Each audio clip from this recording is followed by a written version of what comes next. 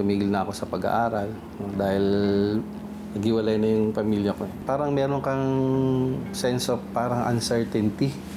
Paano kaya? Ano kaya ang mangyayari in the future? Nang maghiwalay ang mga magulang ni Pat at mangibang bansa ang kanilang ina, siya ang tumayong gabay sa kanyang mga nakababatang kapatid. Nag-sideline siya sa iba't ibang trabaho para makatulong sa pamilya. Pag may pera, pambili kami ng isda o kung ano mang pagkain, panaghahatian namin yung pirasong itlog. Hirap talaga. Sa gitna ng hirap at pagod sa buhay, unti-unti siyang nahulog sa bisyo hanggang sa tuluyang maligaw ng landas. Tingin ko na lang ganito na ako. Hindi ko na naiisip na makapagtapos pa ako ng pag-aaral, makapagtrabaho ba ako ng magandang trabaho. Ngunit sa kabila ng kanyang pagkalugmok, hindi siya pinabayaan ng Diyos. Isang paanyaya mula sa kanyang Kristiyanong kaibigan ang nagbukas ng bagong pag-asa sa kanyang buhay. Nakapakinig po ako ng salita ng Panginoon. Doon ko naisip na, ito pala yung wala ako. Naririnig mo sa mga kapitbahay mo, ay walang kwenta yan si Pat. Ayoko sa'yo. Wala ka namang pinag-aralan eh. Pero nung naranasan ko yung pagmamahal ng Diyos, talagang kahit sino ka talaga, kaya kanyang tanggapin. No, na, doon ko na, may ganun palang love. Muling nangarap si Pat at bumalik sa pag-aaral. Sa pamamagitan ng Philippine Educational Placement Test o PEPT, nagkaroon siya ng pagkakataong makapagtapos ng high school at makapagkolehiyo kahit madalas maputol dahil sa kakulangan ng pera. Doon po ako pumasok sa Bible School, sa music, ang major ko doon. Kasi nga mahilig ako sa music. Ang sabi ko lang, basta makapagtapos lang ako ng pag-aaral, libre dito eh. Kahit ibinigay na ni Pat ang buhay sa Panginoon, nananatili siyang nakagapos sa isang bisyo na tila mahigpit ang pagkapit sa kanya. Nagba-Bible School na ako nito.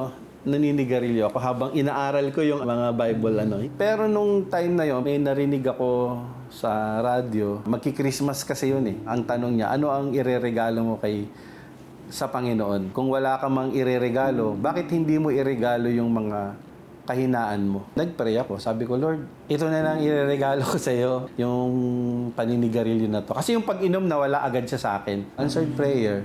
Parang kinabukasan, wala na akong sa panglasa ko na manigarilyo. Kahit sinubukan ko, parang ayaw ko na talaga siya.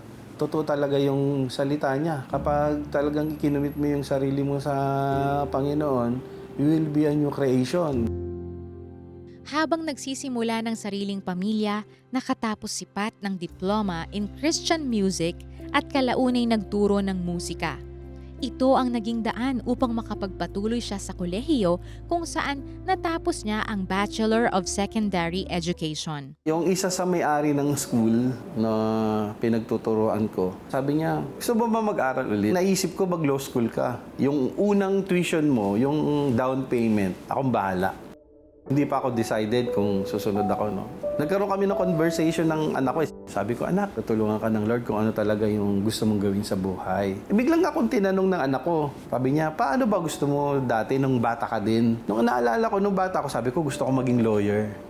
At nang makapasa sa entrance exam, buong tiyaga niyang iginapang ang kanyang pag-aaral sa law school sa edad na 44 years old. Sa umpisa, challenge talaga siya. Kasi nga, yung memorya mo, hindi na kasing talas ng mga kabataan. Tsaka physically din, madali ka mapagod. Actually, nasabihan pa ako ng professor dati na, Mr. Monte, baka gusto mo i-consider na lang ibang path. Baka hindi para sa'yo yung law school. Pero at the end of the day, ako naman kasi, yung iniisip ko, yung sinimulan ko, dapat tapusin ko siya. Ngunit sa nalalapit niyang pagtatapos sa law school, dumaan si Pat sa matinding pagsubok nang tamaan siya ng sakit sa baga at sumailalim sa 6 na buwang gamutan noong panahon ng pandemya. 2 months, isolate po ako. Tapos nangayayat po ako. Nakaratay po ako sa higaan. Pampalipas oras ko na lang yung pakikinig sa lecture. Gusto ko na lang mag-quit na. Awa ng Diyos, kahit ganun po, na iraos ko po yung last semester na yun. Nakapasa din po ako. Sabi ko, grabe yung grace ni Lord. Kasi talagang sa sarili ko, hindi ko po talaga matatapos yun. Patuloy na naranasan ni Pat ang kabutihan ng Diyos nang siya ay gumaling bago ang bar exam. Gayunman, dahil sa kakapusan sa pera, pinili niyang mag-self-review na lamang. Nag-pray ako. Sabi ko, Panginoon, tulungan mo po ako kung kalooban mo talaga to na maging abogado ako. Ipakita mo na lang sa akin, ano ba yung dapat kong pag-aralan? Iniisa-isa ko po yung mga topic. Tapos pinagpag-pray ko po siya. Nung unang araw ng exam, hindi ako makapaniwala na ito yung mga pinag-aralan ko. Naging confident ako na meron akong isasagot. Makalipas ang 3 buwang paghihintay, natanggap ni Pat ang balitang siya ay nakapasa sa bar exam at ganap na siyang abogado. Sobrang saya po. Parang kasing ito yung pinaghirapan ko. Marami pong nangyaring biyaya. Mas marami ako palang pwedeng tulungan. At magagamit ko yung platform ko, especially to share the Word of God.